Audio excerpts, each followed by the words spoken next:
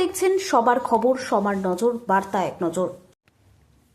জাঙ্গিপাড়া সমষ্টি উন্নয়ন আধিকারিকের অফিসের সভাকক্ষে পবিত্র ইসালে সওয়াব উপলক্ষে প্রশাসনিক আলোচনা সভার কিছু মুহূর্ত। এই সভায় উপস্থিত ছিলেন ফুরফুরা ডেভেলপমেন্ট অথরিটি চেয়ারম্যান তপন, মন্ত্রী স্নেহাশিস চক্রবর্তী, জেলা পরিষদের শিক্ষা কর্মাধ্যক্ষ সুবীর মুখার্জি, পীরজাদা কাসেম সিদ্দিকী, পীরজাদা শাহিন সিদ্দিকী এবং মাওলানা নাজিমুদ্দিন, শ্রীরামপুর মহকুমা শাসক শম্ভুদীপ সরকার সহ অন্যান্য বিশিষ্ট আধিকারিকগণ।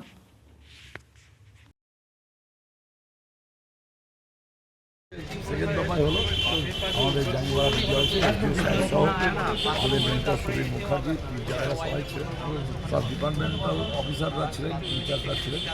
খুব ভালো আলোচনা হয়েছে। ইসালে সালটা আমাদের প্রতি বছরই ভালো হয়, এবার যাতে আরও ভালো হয় তার জন্য আলোচনা হলো। আমি আশা রাখি যে প্রতিবার ফুরফুরা শরীফ রাজ্য সরকার যেভাবে সাহায্য করে, এবছর রাজ্যের মুখ্যমন্ত্রী সেভাবে সাহায্য করছেন এবং করবেন এবং ভালো মতো পরিবহন ব্যবস্থার ক্ষেত্রে টোটালটাই করা হয়েছে। সিসিটিভি থেকে শুরু করে জলের বন্দোবস্ত, ল্যাট্রিনের বন্দোবস্ত টোটালটাই করা হয়েছে। গত বছর থেকে এবছর আরও বেশি করা হয়েছে এবং আমরা এবছরে ফুরফুরা শরীফের সমস্ত মাজারে আমরা বলেছি যে ভলেন্টিয়ার, লোকাল ভলেন্টিয়ার রাখতে, সেটা পুলিশ থেকে আইডেন্টি কার্ড দেওয়া হবে, যারা সেই কথা বলেছে সেই মতো অ্যারেঞ্জমেন্ট করা হবে।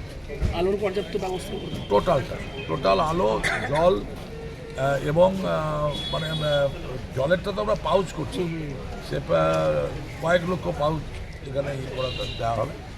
এছাড়া রাস্তাঘাট টোটালটাই ঠিক করা যায়, সিসি ক্যামেরা থেকে শুরু করে সব। ক্রাউড ম্যানেজমেন্টের ক্ষেত্রে পুলিশ আলাদা করে বেশি মোতায়েন থাকবে, অনেক বেশি মোতায়েন থাকবে। সুন্দর আলোচনা।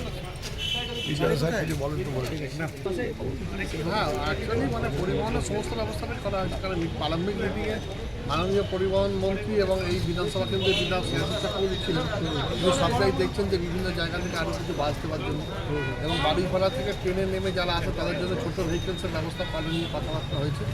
এছাড়াও সিসি ক্যামেরা 150টারও বেশি সিসি ক্যামেরা থাকছে। গতবারই 80টারও সিসি ক্যামেরা ইনস্টল করা হয়েছে, এবারে আরও সিসি ক্যামেরা